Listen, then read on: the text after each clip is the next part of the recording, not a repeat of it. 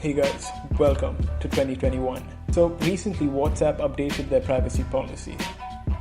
Okay, that's cool. But holy WhatsApp, that's got so many people riled up and pissed off. So before we dive further, make sure you hit that subscribe button and tap the bell icon next to it. Alright, let's get started. Okay, if you haven't been living under a rock, this news is probably not new to you. Here's the gist. WhatsApp has a new set of terms and conditions that users have to accept and agree to in order to continue using their application post Feb 8th. However, if you're in the Europe, then you don't have to worry because your government is actually pretty strict and restricts big tech giants in the way they collect citizen data. But if you're anywhere else, then this video is very relevant. Essentially, the policy states that all of your WhatsApp data is going to be inexorably linked and sent to Facebook. And this has caused a huge backlash from its users. While WhatsApp has moved into damage control and stated that these changes are only for WhatsApp business users, to be honest, this whole thing glows brighter than Rudolph the Red-Nosed Reindeer.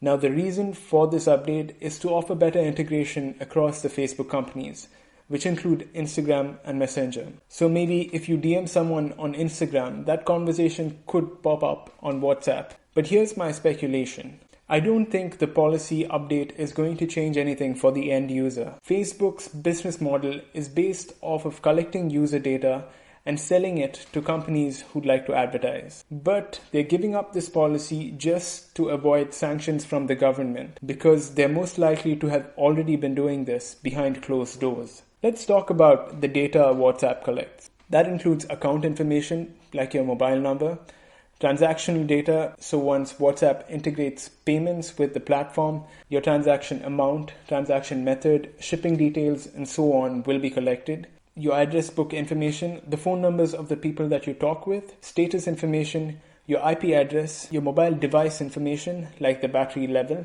the app version that you have installed, and the metadata that comes with the message that you send, like the time that you send it at, the delivery status of the message, and so on. So Facebook now is probably going to know more about you than the NSA.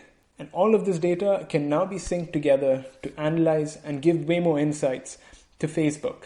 This is pretty standard from any company these days because they're always going to try to find invasive ways to monetize their platform. So what do you do if you're a user that values data privacy? The most popular option right now seems to be Signal. So Signal, and I quote, is an independent non-profit that is not tied to any tech company and can never be acquired by one either. And the irony here is that WhatsApp uses the same encryption protocol as Signal, but Signal goes one step further and encrypts your metadata too. Fun fact, the co-founder and CEO of WhatsApp, Brian Acton, actually stepped down because Facebook wanted to monetize people's personal data and now is funding Signal. Also, tech god and richest man on planet Earth, Elon Musk, recently just endorsed Signal on his Twitter account. So there's a lot of hype around Signal. And to be honest, I've already installed the application and I'm currently testing it.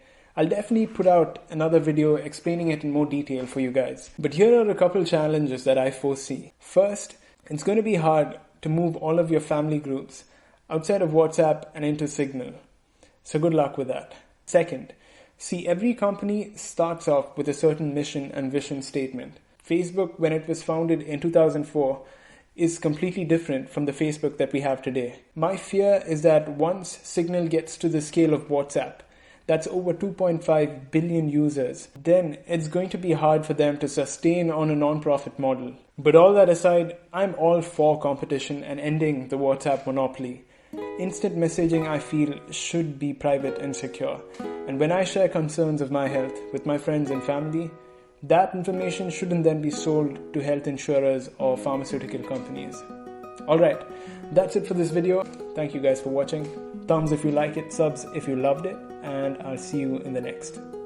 Peace.